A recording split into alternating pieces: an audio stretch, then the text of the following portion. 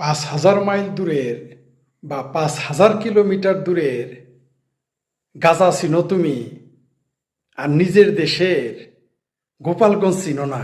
বাহ, মানবতাবাদী! বাহ, কি কলামিস্ট সাপ, মৌলবী সাপ, মানবাধিকার কর্মী সাপ, মুসলমান সাপ। গোপালগঞ্জে কি সবই হিন্দু থাকে নাকি, মুসলমান থাকে না? সেইখানে তো শুধু বিমান হামলাটাই বাদ রাখছে, আর সবই করা শেষ। 5,000 কিলোমিটারের দূরে গাজা, তোমার গাজার জন্য তুমি কাইদা কাইটা কান্নাকাটি করে বুক ভাসাও, আর তুমি নিজের দেশের গোপালগঞ্জ চিন্তাছো না, তাই না?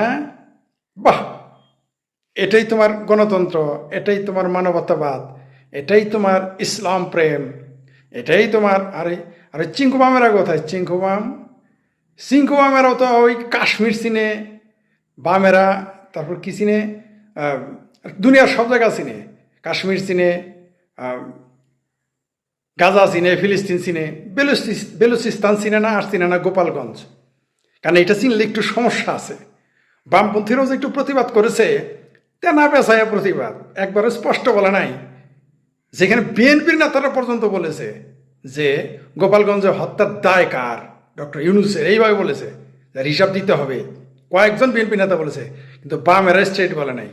এই এনসিপি গ্যাং আমার জাতীয় ভাতিজাদের পাঠায় দিয়া মাঝে মাঝে ঝামেলা করে আসলে কিন্তু নির্বাচন পিছিয়ে দিতে যাচ্ছে, এটা হলো সত্য কথা।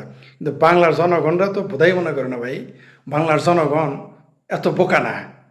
আবারও বলছি, তুমি 4,000 মাইল দূরের কাশ্মীর চেনো, 5,000 মাইল দূরের গাজা চিনো, আর নিজের দেশের গোপালগঞ্জ চিনো না। মানবতাবাদ দেখাও না।